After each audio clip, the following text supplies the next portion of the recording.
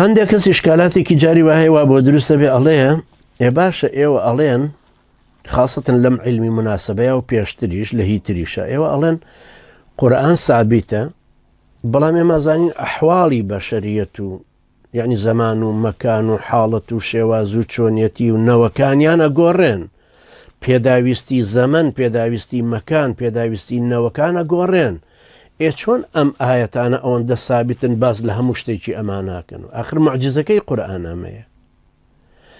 معجزەی قورئان لێرە کە باسی شورا ئەکا بۆ نمونە سوورەتێکیش بە ناوی شورایە سوورەتەکەش مەکیە یعنی وانە زانین علاقی بە دەوڵەت و پەرلەمانەوە هەیە هەندێک کەسکەیکا بە حجەوەڵاوە نیە لە ئیسلامیشا شورا هەیەکەوە بوو پەرلەمان شتێکی باشە بەڵام شوراکردن مشاورەکردن ڕاوێشکردن لە مەرحەلەی پێگەیاندنی ئومەتەکەیە کە گۆڕانکاریەکە بە مەنهەجە خواییەکە ئەم وەزعی شورا و ڕاوێشکاریە ئەم ئومەتە چەند بگۆڕێ ئەمە لە سین بن یا لە هەندستان یان لە پاریس بن یان لە لەندەن یا لە ئەفریقا بن پێویستیان بەم ڕاوێشکاریە هەیە لە قەبیلە بژین یا لە دەوڵەتێکی زۆر پێشکەوتوو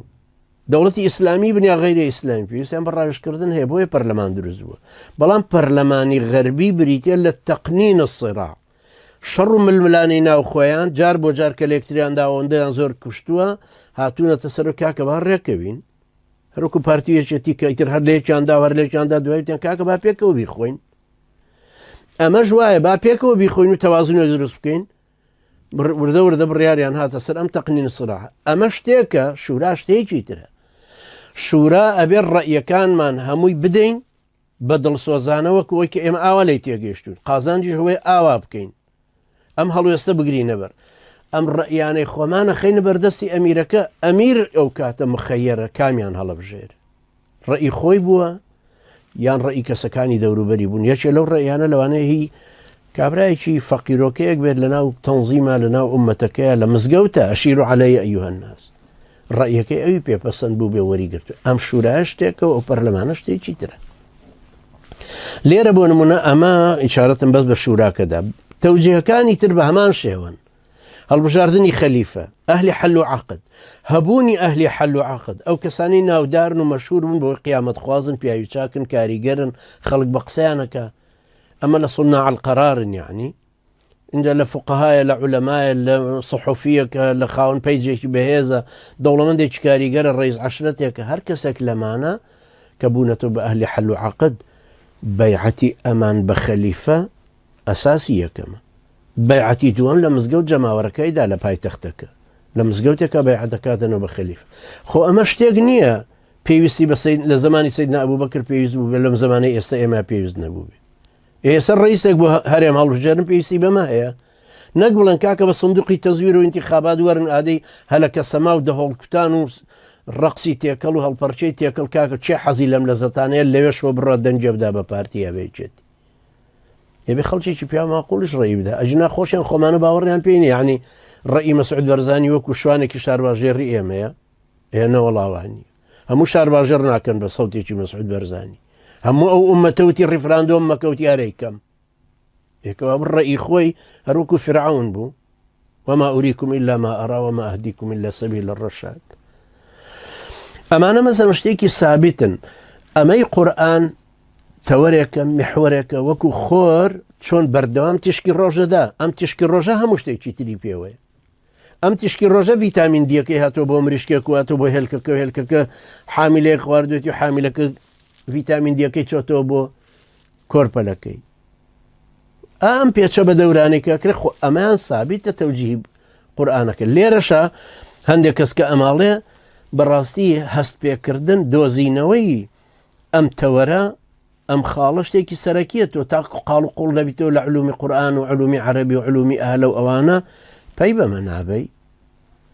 یعنی مە شتێکیش نییە خۆمەی دیعا نییە مە شتێکە فەرم خۆ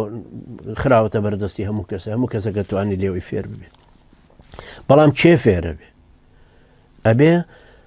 ڕۆشنبیریەکت هەبێ دەربارەی ئاەتەکان دەربارەی قورئان علومی قورئان ناسخ و منسوخی مطلق و مقەیەدی شتێک شارەزایید لەمە هەبێ دائما مفسر بۆچی گەورەیە مفسرەکە زۆر قاڵ و قوڵ بۆ تۆ لە بەحرێکە لە عیلمەکانە دوای قەریحەی پێوترێ يعني سەلیقەیەکی وردەکارانەی هەیە. سەرنجی ئاەتەکەی داوەتەوە تەماشاکەی طەبەری، قورطوبی، ابن عەطیە، ابن کەثیر، فڵان فیسار چی لەمە ئیستینباط کردووە. سەیرەکەی زەمەخشەری یا ابن عەطیە هەردووچەند کە ئیحتیمامیان بە بەلاغەی قورئانەکە داوە، هەر یەکەی شتێکی ئیستینباط کردووە لە خودی ئاەتەکە لەوانی تر ئەوانی تر ئیستیعابیان نەکردووە، مەسەڵەن یا ئیشارەتیان پێ نەداوە. لەم سەردەمەش وایە. كتابكم هابو الناوي علم النفس في القرآن الكريم. أم سردمج يا أخوي إن الله لا يغير ما بقوم حتى يغيروا ما بأنفسهم. آياتي ينزي سورة الرعد. أما أو تزكي نفسك بنو عليتيغا، أو عالم نفس علم النفس بنو عليتيغا، أو حركتي كومل كاري هي قران كاري كومل كي هي بنو عيش كليتيغا. أما هرنوشي لا مصطفى شما آياتي تكرار كردوتي إن الله لا يغير ما بقوم حتى يغيروا ما بأنفسهم. إن جاء وجبك أيود أي قورين، يعني أم كقوران كاري كومل جو دصلاتكي أوين دصلات جش طبعا هو كومل كي هر كومل كي خمانه وهي مسلمان وأمان. أم قوران كاريش أو بكو سياسية لم آياته وري قلتو كأم قوران كاريا كابرايش صوفيش كلي برسيلة إن الله لا يغير ما بقوم حتى يغيروا ما بأنفسهم. كاكتو ضلبوا خوا ساغ نبو بيتو نيتبو خوا ساغ نبو بيتو. مجاهدي يجبي دعاء خوا يقول فرمك كذبت قاتلت لي أن يقال جري فقد قيل ثم أمر به فسحب على وجهه حتى ألقي في النار لحديث صحيح مسلمات. كابراي تزكي نفسه ما يليتيغا كابراي شي إخواني واليتيغا إن الله لا يغير ما بقوم حتى يغيروا ما بأنفسهم. دڵی پاک بێ ڕەوشتی پەسەند بێ پشوو درێژ بێ خێزانی پەروەردە کرد بێ بتوانێت ئەم بانگەوازە هەڵکرێ. کابرای جیهادیش وا لێ تێگا إن الله لا يغير ما بقوم حتى يغيروا ما بأنفسهم. کاکە تۆ غیرەتی جیهادیت نەجوڵاوە تۆ خۆت ترسنۆکی برا تۆ خۆت ناتوانی تەدریب بکەی لەسەر دەمانچێک چۆن چاوەڕێی تۆپێک لە دوژمن بسەنین خۆتە بێ بگۆڕێ تۆ غیرەت و جامێرەکەت کووە. يعني ئەگەر تۆ هەر بڵێ ابعث لنا ملكا نقاتل في سبيل الله دوای کە فەرزە بێ لە سەرتان بەجێ دڵنوازی لێ دێن یخۆلە کوردستانە فەرز بوو لە سەرتان دوای خۆلە کوردستانە و حرەکەتە گوڵە چەکدار بوو سێمین قووەتی کوردستان بوو 1600 شەهیدمان بەس لەگەڵ یەکێتیادا بوو خاوەنی ئەو تەوازوو نەبووین ئەی بۆ هەموو خذلانتانێ نابەسەریە. ئەی باشە خۆم ئەمامە پاکانەیان بر بەڕێ مامۆستا سەمەلا عوسمانی ڕابەر و مسڵمان و نەوەوی سەردەم أي أم هم ملائكة مناصرة يكتريكن أي بو مناصرة أو ما مسا عزيزة عنك أي أم هم خلقك صالة هاي صالة لن الجهاد سبيلنا كاكي إخوان بوبن بخنجرة لبشتي ما سملا عثمان إيه تفهم خذ لنا كأمي أمي كإسا بسر خلقي كردستان هاتو نتي وكو بني إسرائيل نتيجة أوية ادخلوا الأرض المقدسة إيه برونا بيشة هالنزيق ببنوه فأنتم داخلون وتيان كلا نار بخوا قسم نار إنا لن ندخلها ما داموا فيها اذهب أنت وربك فقاتلا إنها هنا قاعدون. دۆزینەوەی ئەمانە بۆ مفسر ضرورية بۆ کەسی کە تەفسیری ئاەتەکانەکە هەڵبەتە ئێمە مقلدین ئێمە وەریەگرین لە تەفسیرەکانەوە و لێی تێگەین و ئەیگەێنینەوە ئەجنا ئەوان قالوا قلبنا لعلمكاني أهلو لعلمي عربي ولوانيا دوهم أو قريحة والسلاسي خوان كهانا وسليقي كهانا دو قوتي شخصيتي خوان إضافتي اهتماماتي خوان كهانا روحي جي باكو تقوى كارية جي باش كخواي قوريكا بسببك بوئويكا بيان بخشي أنجا دقدان يعني وردكاري لزمانك إيوا أو برزاني كمتابعي آلقكاني لمسات ينكره فاضل سامرائي چەند وردەکارانە شت دەرەهێنێتەوە لی لەبەر ئەوەی فازڵ دکتۆر فازڵ سامەڕایی کە باسی جملەی عەرەبیەکە بۆ نمونە فقط ما وشەی ما بەکاردێنێ ئەڵێن نۆ بەکارهێنانی هەیە نمونە لەسەر نمونونەکە کە ئەیانێنێتەوە لە قورئانە ئاەت دێنێتەوە